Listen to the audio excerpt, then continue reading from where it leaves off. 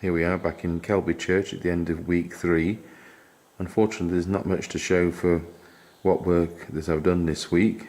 There have been other jobs as well to do, so not all the effort's gone onto this particular instrument.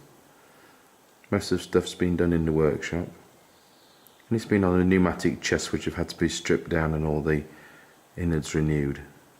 Still waiting for some rather weird screws to come through the post, so one or two bits can't even be put back together yet.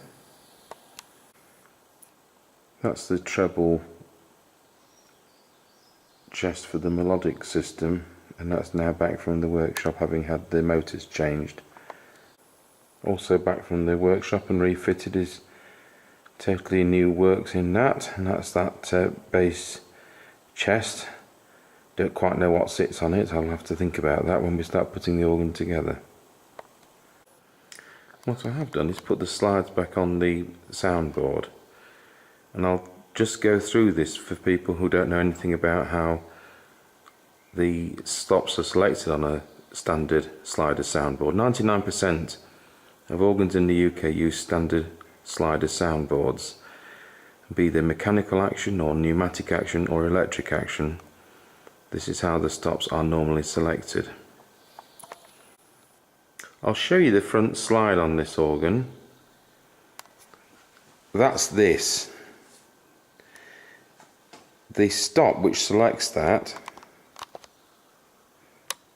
is the dulcet bass, which is there. Okay. So when I pull the stop out, the holes in this slide match up to the holes in the soundboard. If I push the stop in, you'll see those close and open and close. The next one will be the same.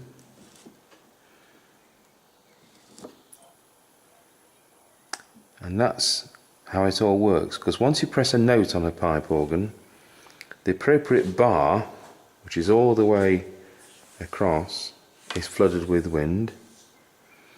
And so unless you had the sliders, all the pipes sat on the soundboard would play at the same time.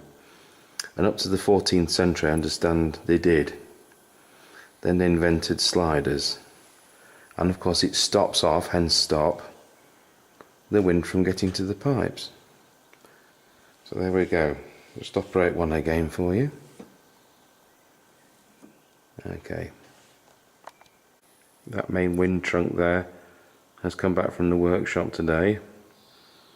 Unfortunately, these plates at the end, which allow little conveyors to go into some of the smaller chests, I forgot to bring one of the plates out of the workshop, and of course it would be the bottom one which you can't get to when this is installed.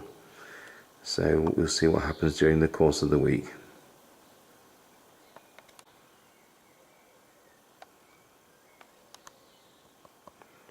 And that's it from Kelby at the end of week 3 of this installation and restoration of this Casson organ. We'll just leave with that wonderful 11th century vaulted ceiling.